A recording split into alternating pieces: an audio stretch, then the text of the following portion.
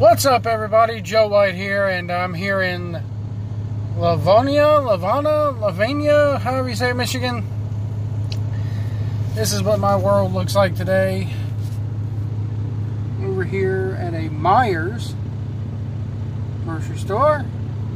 Meijer's is kind of like a Walmart, only better. It's less crowded, less shit inside. They take more emphasis on their grocery section. Oh man, I gotta get a shower. Golly. Anyway, this video right here is top 10 ways. Well, top 7. Let's do top 7. Top 7 ways truck driving will change your life. And let me golly, I'm still wearing the same shirt. Yeah. That's number 1 is showering. Yes, all these truck drivers out here that look at you and go, I get a shower every day. They're lying. With the way we live, it is not possible, really, for me at least, to get a shower each and every day. It's just not. The longest I've ever gone without a shower on the road, 1 week. It happens. It does happen. That's why,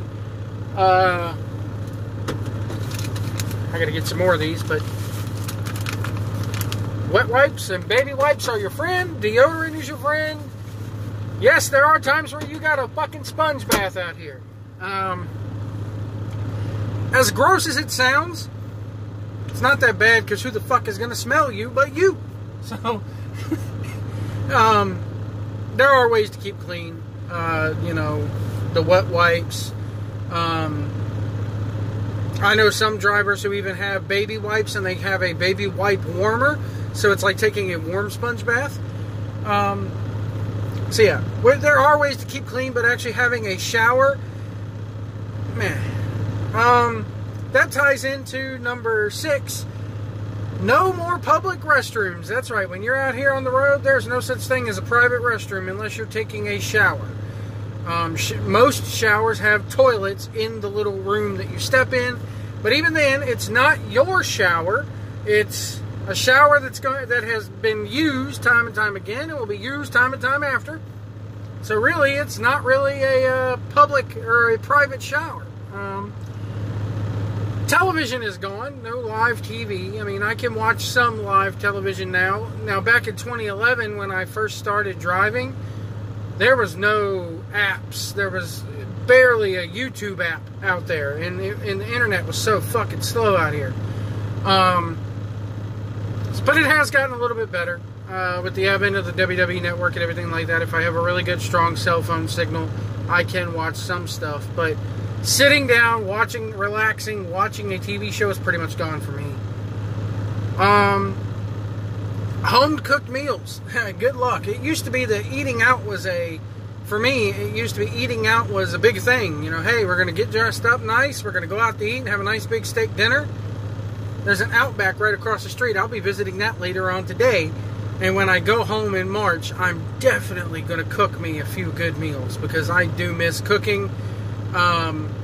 You've seen me post videos on my Twitter before, and even on this channel before, about me cooking. I have an electric skillet. I have a microwave. I have an electric kettle. So I can cook some things on the truck, but as far as actually, you know, getting in the kitchen and cooking and spending an hour or two cooking, it's gone. I went from living in a house to basically living in a house and taking road trips some of the time, to taking a road trip all the time and living in a house and staying at a house some of the time. For me, going home is like staying at a hotel. It's a special occasion, and you got to get used to that. You got to get used to living in basically a box for a living. This one, I don't even know how many this is, but I'll just call this Waze Trucking has changed my life. This one is gonna make people laugh, and it's gonna make me blush, but I'm gonna say it. Your right hand or your left hand, if you go that way too. Anybody who says they use both is a goddamn liar. The only thing your first hand's holding is your second hand's holding is your first hand, motherfuckers. Your right hand becomes your best friend out here. There's no sex unless you got, like, you know, the girl in every town and you're a single guy and you can go that way. By all means, do so. I was like that in 2011. I had the girl in every town, you know. But here in 2018 or 2019, excuse me, not everybody can be Daddy Cool AC. So, no sex. I don't pay for it. I don't do random hookups out here. First off, it's dangerous because you don't know in this day and age what they got, who they got, what disease they got, whatever the case may be. So yeah, the right hand and the internet are your best friend. Let's see here. I read all the signs on the internet, or on the road. I've noticed that. I kind of stopped doing that when I came off the road and started just driving a car every day. But now that I've been back here, your senses, your sense of sight, hearing, all 5 of your senses actually come into play more when you're driving. Hearing, I got to hear what's going on around me. It's part of my DOT physical. I have to be able to hear a whisper from at least 3 feet away. Your sense of sight, obviously, you have to look around. You have to see everything that's going on around you. You can't miss a thing. If you miss something saying that the interstate up ahead is closed, that you must exit, and you end up keep on going, you're going to run into trouble. Your sense of smell. I got to be able to smell things. Hey, is my truck burning oil? Is my truck leaking fuel? Is my truck leaking coolant? You can smell that. Is another car about, you know, am I nearing the place where I'm supposed to be to pick up beef? Okay, I must be, because it smells like cow shit, you know? Your sense of taste actually comes into play, because you can actually, you know, as you're smelling things, you can taste things too. Certain, you know, people who smoke cigarettes, I never got how people could get flavors from smoke, but like right now, I'm sitting in this parking lot, and I have a salty taste in my mouth because of the solution that they sprayed all over the parking lot here. You can smell that, and that invokes your sense of taste as well. I mean, I have a very, very metallic. I mean, it tastes like I've had a very salty penny or nickel in my mouth. That's what I'm tasting right now as I'm sitting here. I'm about to go remedy that by going in the grocery store and get me something to eat. But those are just some of the ways that trucking has changed my life, and that you may not, you know, you sit there and you go to your 9 to 5 every day, and you take certain shit for granted until you come out here. Public restrooms, cooked meals, sex. Sex is a big thing. You go from hours work to days work. You know, you work a 40-hour week. The average Joe works an average 40-hour week for a living. Well, I work how many days in a month? You know, that's what I go by. How many days, how many, you know, weeks, how many, you know. Another thing is you lose sense of days. Like right now, if it wasn't for my cell phone, I probably would not know what day it is today. You lose track of Monday, Tuesday, Wednesday, Thursday, Friday. The only thing you care about now are dates and times. What date the load has to be picked up.